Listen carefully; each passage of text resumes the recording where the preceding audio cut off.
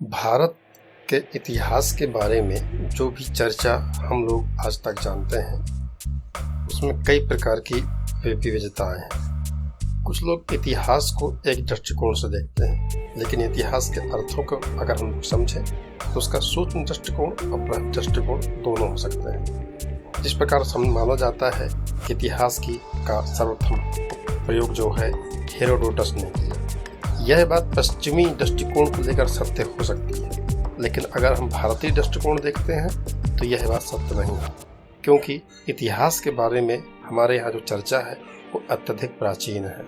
अथर्ववेद में सर्वप्रथम इतिहास शब्द की चर्चा मिलती है, जहाँ पर गाथा, नाराशांसी आदि को इतिहास के रूप में प्रस्तुत किया गया है। यहाँ पर इतिहास का मतलब यह है कि इस प्रकार की घटना अवश्य घटित हुई है। इतिहास को हम लोग इति प्लस हा प्लस आस के आधार पर देखते हैं कि ऐसा निश्चित रूप से हुआ था। जबकि जो पश्चिमी अवधारणा का हिस्ट्री शब्द है उसका मतलब है अनुसंधान, एक्सपेरिमेंट, क्योंकि वहाँ पर उस चीज को ही इतिहास माना जाता था जिन चीजों के तथ्य उनको प्राप्त होते थे, साक्ष्य प्राप्त होते थे। हमारे यहाँ इतिहास लेखन की प्रणाली थोड़ा पाश्चात्य परंपरा से भिन्न रही है, इसलिए जो पाश्चात्य विचारक हैं वो कहते हैं कि भारत में कभी इतिहास नहीं लिखा गया।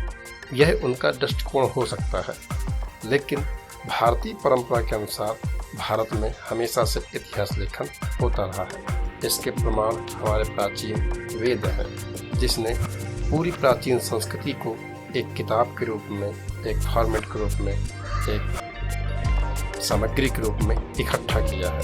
एक सिस्टमेटिक संस्कृति जो है, एक व्यवस्थित संस्कृति जो है, हमें एक किताब में, ऋग्वेद में मिलती है। इस प्रकार हम कह सकते हैं कि इतिहास को के दृष्टिकोण को हम लोगों को एक व्यू से नहीं देखना है।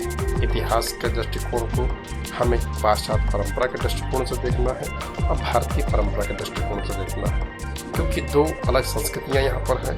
हम केवल पाश्चात्य परंपरा के आधार पर अपने सारे मतों को नहीं स्वीकार कर सकते हैं। हमारी अपनी परंपरा रही है, अपनी संस्कृति रही है और अपनी आधारभूत जिज्ञासाएं रही हैं, जिसके आधार पर हमने अपने ज्ञान का संचय किया हुआ है। इस प्रकार हम लोग मानते हैं कि इतिहास की जो प्राचीनता है वो भारत में पाश्चात्य परंपरा से अत्यधिक प्राचीन है। इस बात को अब पाश्चात्य परंपरा के विचारक भी स्वीकार करने लगे हैं। धन्यवाद।